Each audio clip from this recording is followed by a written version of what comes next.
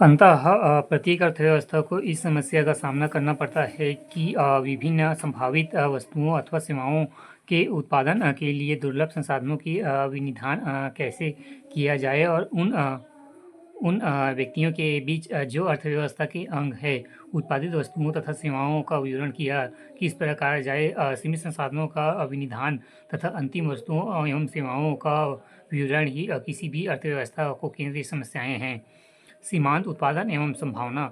जिस प्रकार व्यक्तियों के पास संभावनाओं का अभाव होता है उसी तरह कुल मिलकर किसी अर्थव्यवस्था को असंसाधन भी उस अर्थव्यवस्था में रहने वाले व्यक्तियों की असम्मिलित आवश्यकताओं की तुलना से सर्वदा सीमित होते हैं। दुर्लभ संसाधनों के वैकल्पिक उपयोग होते हैं तथा प्रत्येक समाज को यह निर्माण करना पड़ता है कि वस्तुओं तथा सेवाओं के उत्पादन के लिए प्रत्येक संसाधन का कितनी मात्रा में उपयोग किया जाना चाहिए। दूसरे शब्दों में प्रत्येक समाज को यह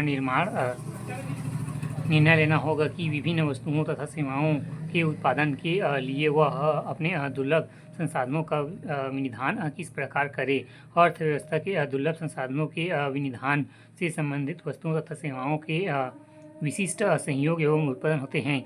उपलब्ध संसाधनों की कुल मात्रा के परिप्रेक्ष्य में उन संसाधनों का विभिन्न रूपों में विनिधान असंभव है और उन्हें सभी असंभावित वस्तुओं तथा सेवाओं के विभिन्न मिश्रणों को प्राप्त किया जा सकता है। उपलब्ध संसाधनों की मात्रा तथा उपलब्ध प्रायोगिक ज्ञान के द्वारा उत्पादित की जा सकने वाली सभी वस्तुओं तथा सेवाओं के सभी संभावित संयोग के समूह को व्यवस्था का उत्पादन संभावना सेट कहते हैं। उदाहरण 1.1 एक ऐसी अर्थव्यवस्था को ले जो अपने संसाधन का उपयोग करके अनाज या कपास का उत्पादन कर सकती है। तालिका 1.1 में अनाज तथा कपास के उन कुछ संयोगों को दर्शाया गया है जिनका उत्पादन उस अर्थव्यवस्था से संभवित है जब उसके संसाधन पूर्वतः प्रयुक्त किए जाते हैं। सभी संसाधनों का उपयोग अनाज के ही उत्पादन पर किए जाने पर अनाज की अधिक संभावित उत्पादन मात्रा 4 इकाइयाँ हैं और यदि सभी संसाधनों का उपयोग कपास के उत्पादन में किया जाए तो कपास की अधिकतम संभावित उत्पादन मात्रा 10 इकाइयाँ हो सकती है। अर्थव्यवस्था में अनाज की 1 इकाई तथा कपास में 9 इकाइयाँ अथवा अनाज की 2 इकाइयाँ तथा कपास के 7 इकाइयाँ अनाज अथवा अनाज की 3 इकाइयाँ और कपास की 4 इकाइयाँ उत्पादित की जा सकती है। बहुत सी अन्य संभावनाएं भी हो सकती है। रेखांकित 1.1 अर्थव्यवस्था की उत्पादन संभावनाएं दर्शाई गई है। वक्र तथा अथवा उसके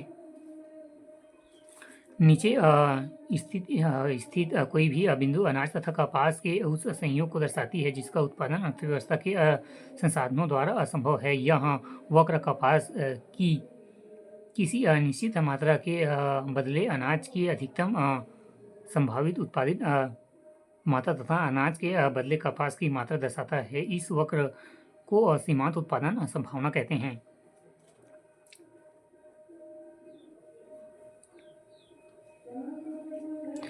सीमांत उत्पादन संभावना अनाज तथा कपास के उन संयोग को दर्शाती है जिनका उत्पादन अर्थव्यवस्था के संसाधनों का पूर्णतः रूप से उपयोग करने पर किया जाता है। ध्यान दीजिए कि